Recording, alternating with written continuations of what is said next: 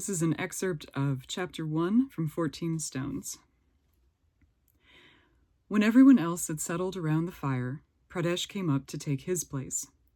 Kari wasn't surprised to see the lodestone carrying the heavy chair of makia wood he had bought years ago in Alaska Village.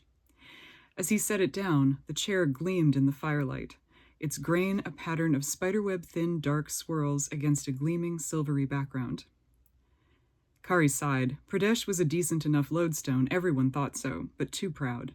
If he had to have the chair at all, such a heavy thing to drag along every time the tribe traveled, he should have offered it to old Bakar, whose bones probably didn't appreciate the hard ground tonight. Pradesh settled into his chair and folded his hands against the spread of his yellow shirt. Only lodestones were yellow, the color of the sun god.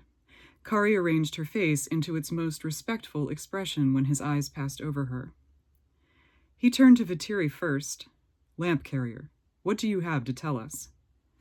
Kari bit her lip. She had never sat at a council before, but she thought even a lodestone ought to sound more respectful. Vatiri had marked 60 years, enough to be Pradesh's mother, but Kari knew the older woman respected the lodestone as second only to the sun god and the other powers themselves. She had tried to teach Kari the same lesson. Kari had never been as good at it. Vatiri answered with no hint of annoyance. Last night I had a path dream.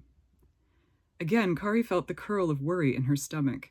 Why hadn't she had a dream too, and why hadn't Vatiri wanted to talk about hers?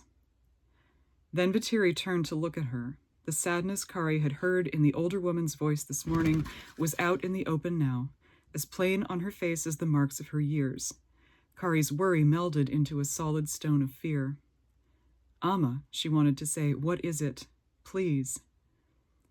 As if the two of them had been alone, Vatiri said, I'm afraid of what's going to happen to us, our tribe and all the Vaya people. All of the Vaya? What could this be? Kari had no chance to speak. Pradesh said, explain. The older woman turned away from Kari to face the lodestone and the rest of the circle. Lasar's new ruler, she said, Shurik. All of them knew the name. The Vaya never settled in Laska towns or villages and had as little to do with the people as they could. They all knew, though, that Shurik had become Lasar's new ruler, the Impera, he was called, at the end of the summer, after his father Mangavar died. Mangavar had been an old man and Shurik was a young one. Kari didn't know anything more. Now Vatiri said, he doesn't want the Vaya here. Again, Kari felt the edges of that stone of fear deep in her gut. Bakar spoke up. No Laska ruler has wanted us here. Kari looked across the circle at the old man, who sat at Pradesh's left. The tribe's younger men cut their hair short, but Bakar wore his long, the old way, in a single white braid down his back. His skin stood out dark against the bright blue fabric of his shirt. Kari thought he looked as strong as old wood, the kind that weathered so tough that if you took an axe to it, it would bite back. Bakar said, the Laska have wanted us gone from the beginning, but we have more right to this place than they do. Kari understood that. Her people had lived here since time beyond memory, but Vatiri said, Shurik is different. Pradesh asked, how? Vatiri closed her eyes briefly. To Kari, her face looked shrunken, her white blouse too much like the cloths the tribe used in burying the dead.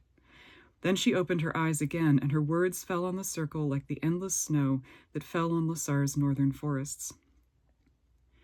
In the great city, Cheremai, Vatiri said, Shurik is calling his fighting men to him. Kari had never seen Cheremai, the eye of Lasar, where the rulers lived. She had only heard about the throngs of people, the shoulder-to-shoulder houses and buildings, the sky-clawing temples the Laska built to their bear-shaped god. It all sounded brutal and strange. Vatiri said, he is giving the men weapons, swords, knives, and the powder that burns and explodes and throws balls of lead. Kari had heard about this too. She had never understood how a powder, apparently not much different to look at than earth, could explode. Vatiri finished, her voice still calm and quiet. Shurik is sending his men out, with their weapons, to hunt us.